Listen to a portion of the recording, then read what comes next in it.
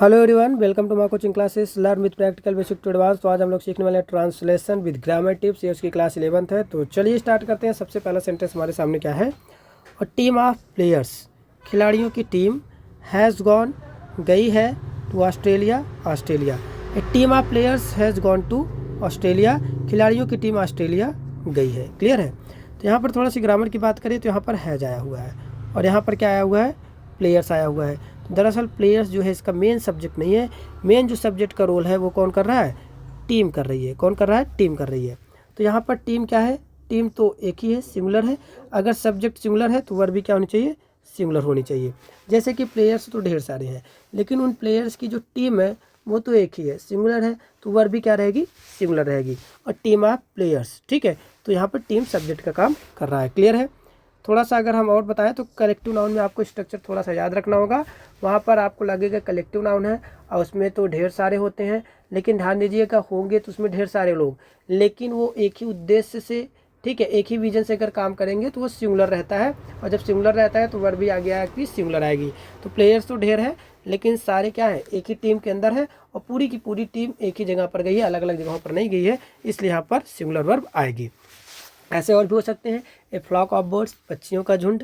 पक्षी तो ढेर रहेंगे, लेकिन उन पक्षियों का जो झुंड बनेगा वो एक ही रहेगा, वो सिंगुलर रहेगी। तो आने वाली आगे जो वर्ब भी होगी वो क्या होगी? सिंगुलर ही होगी। ठीक है। ए क्राउड ऑफ पीपल, ठीक है, a crowd of peoples. A crew of sailors, ठीक है, जो नाविक होते हैं उनका झुंड।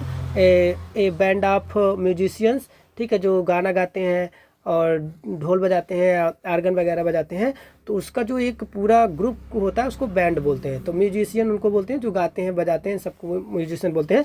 तो म्यूजिशियन का एक ग्रुप होता है जिसे बैंड बोलते हैं। तो वहाँ पर बैंड तो एक ही है, ढेर सारे उसमें लोग हैं, म्यूजिशियन में ढेर सारे लोग होते हैं, लेकिन जो उसका एक कलेक्टिव नाउन बना हुआ है वो बैंड है। तो बैंड तो एक ही पूरा मिलकर है, ए बैंड ऑफ म्यूजिशियंस। तो इस वजह से यहाँ पर जो हो जाएगा क्या होगा? बैंड सिंगुलर माना जाएगा और आगे आने वाली वर्ब भी क्या होगी? सिंगुलर होगी। तो दूसरा सेंटेंस हम देखते हैं वो क्या है? बॉयज़, ठीक है, जो बच्चे, who are swimming in the river, जो नदी में तैर रहे हैं, आर माई ग्रैंडसन्स, वो मेरे पोते हैं। क्लियर है? तो the boys who are swimming in the river are my grandson, जो बच्चे नदी में तैर रहे हैं वो मेरे पोते हैं। ग्रैंडसन मतलब होता है पोता। क्लियर है? ध्यान रखना है। ग्रैंडफादर मतलब दादा, ग्रैंडसन मतलब होता है पोता। ठीक है। यहाँ पर जो आर आया हुआ है वो प्लूरल फॉर्म में है। इसका सब्जेक्ट कौन है? इसका सब्जेक्ट है बॉयज़। कौन है? बॉयज़ है। क्लियर है? तो यहाँ का जो मेन सब्जेक्ट है वो यहाँ पर ये क्या है? बॉयज़ है। क्लियर? और इस बॉयज़ की वजह से यहाँ पर आर आया हुआ है, क्योंकि जो उसके पोते हैं वो कौन है बताओ? वो बच्चे उसके पोते हैं। क्लियर है? उसके बाद यहाँ पर आया है हु। हु किसका काम कर रहा है? सब्जेक्टिव केस में है, रिलेटिव प्रोनाउन के रूप में यहाँ पर सब्जेक्टिव केस में है। और ये जो आर आई हुई है वो क्या है? प्लूरल फॉर्म में है और इसका जो सब्जेक्ट है वो हु है। क्लियर है? आपको पता है कि हु, होम और हुज, ठीक है, ये सब्जेक्टिव केस में होता है। किस में रहता है? सब्जेक्टिव केस में रहता है। और ये ऑब्जेक्टिव केस में रहता है और ये पजेसिव केस में रहता है। इसको ध्यान में रखना है आपको। ठीक है? तो इस सब्जेक्टिव केस में होता है तो अपने बाद एक वर्ब लेता है।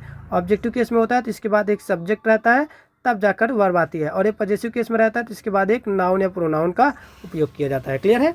उस तरीके से वहाँ पर काम आता है, फिर वो जाकर के सब्जेक्ट का काम करता है। क्लियर है? उसके बाद क्या है यहाँ पर?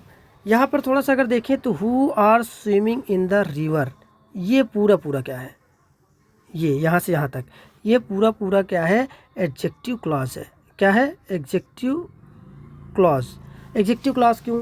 क्योंकि देखिए एडजेक्टिव का काम होता है कि नाउन या प्रोनाउन को क्वालिफाई करना, और यहाँ पर ये क्लॉज के रूप में किसी नाउन को क्वालिफाई करने के लिए आए हुए जो कि है बॉयज़। ठीक है? वो बच्चे, जो बच्चे हु आर, कौन बच्चे? Who are swimming in the river, जो नदी में तैर रहे हैं, उन बच्चों की बात करने के लिए आए। हु आर स्विमिंग, जो तैर रहे हैं, इन द रिवर, रिवर के अंदर, उन्हीं बच्चों की यहाँ पर बात की गई है। तो ये पूरा पूरा उन बच्चों के लिए आया है कि जो नदी में तैर रहे हैं। तो ये बच्चे के बारे में बता रहा है, अर्थात नाउन के बारे में बता रहा है। और आपको पता है नाउन या प्रोनाउन के बारे में बताने वाली कोई भी चीज़ें क्या कहलाती हैं? एडजेक्टिव कहलाती हैं। ठीक है? क्योंकि उसको क्वालिफाई कर रहा है, उस बच्चे की बात कर रहा है जो वहाँ पर नदी में तैर रहे हैं। तो ये बच्चे के बारे में बताने के लिए आया है, इसलिए यहाँ पर एडजेक्टिव क्लॉज कहलाएगी। क्लियर है? आगे सेंटेंस देखते हैं दूसरा वाला। मिस्टर सचिन तेंदुलकर, ठीक है, the best player of Indian cricket team. ठीक है? तो क्या हो जाएगा, भारतीय टीम के सबसे अच्छे खिलाड़ी मिस्टर सचिन तेंदुलकर, ठीक है, मेट अस, हमसे मिले, ठीक है, या मिले थे इन द स्टेडियम में यस्टरडे, कल, ठीक है। तो यहाँ पर कि mister Sachin Tendulkar the best player of Indian cricket team, Indian cricket team के सबसे बेहतरीन खिलाड़ी मिस्टर सचिन तेंदुलकर, ठीक है, क्या हुआ, met us in the stadium yesterday, ठीक है, कल हमसे स्टेडियम में मिले थे, यस्टरडे मतलब होता है कल, क्लियर है, यहाँ पर ध्यान रखना होगा आपको। तो थोड़ा सा अगर इसमें ग्रामर की बात करें तो यहाँ पर जो मेट है, इसका जो मेन सब्जेक्ट है, ठीक है, वो है यहाँ पर सचिन तेंदुलकर, क्लियर है, ध्यान देना। ऐसा क्यों, यहाँ पर देखिए ये जो आया है the best player of Indian cricket team, वो क्या कर रहा है, इसकी एक्स्ट्रा जानकारी देने के लिए आया है, इसके बारे में एक्स्ट्रा ऑर्डिनरी जानकारी आपको देने के लिए आया है, कि ये चीज़ें जो है उन्हीं के बारे में बताने के लिए आया है। यहाँ पर मैं बता दूँ, ये जो मिस्टर सचिन तेंदुलकर लिखा हुआ है, ये नाउन इन अपोजिशन या केस इन अपोजिशन इसको कहते हैं। केस इन अपोजिशन होता क्या है उसके बारे में थोड़ा सा चर्चा कर लेते हैं। देखिए, केस इन अपोजिशन ये होता है कि जैसे एक ही इंसान क्या हो, एक ही हो, और उसके बारे में बताने के लिए दो नाउन का उपयोग किया गया हो, एक ही इंसान के बारे में बताने के लिए दो नाउन का उपयोग किया गया हो, तो वहाँ पर एक केस इन अपोजिशन होता है, ठीक है। तो यहाँ पर जो पहला नाउन आया है सचिन तेंदुलकर, ठीक है, वो भी एक वही है जो the best player of Indian cricket team है, वो भी एक ही है। तो सचिन तेंदुलकर के ही बारे में बताने के लिए आया है the best player of Indian cricket team, clear है, इसको ध्यान में रखना है।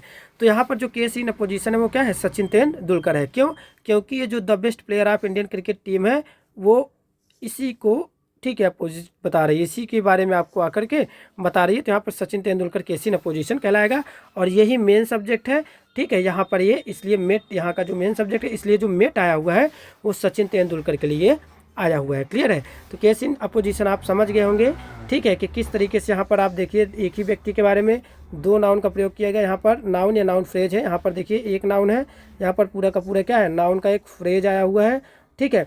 तो एक नाउन या एक नाउन पूरा फ्रेज जो है किसी एक ही इंसान के बारे में बताने के लिए आए, तो वहाँ पर क्या होता है, केस इन अपोजिशन का प्रयोग होता है, ठीक है। और उसको याद रखना थोड़ा सा यहाँ पर कि उन दोनों को एक कामा ये और एक कामा ये, इन दोनों से अलग करके भी आपको लिखना पड़ता है, और जो मेन सब्जेक्ट होता है वो यहाँ पर यही होता है, और इसकी जो वर्ब रहती है वो यहाँ पर रहती है, क्लियर है। इसके बारे में आपको सबको समझ में आ गया। और देखो यहाँ पर पास्ट इंडेफिनिट टेंस है, मीट का सेकंड अवस्था लगा है यहाँ पर, इसलिए यहाँ पर क्या लिखा है, यस्टरडे, क्लियर, इसको थोड़ा सा आपको ध्यान में रखना होगा।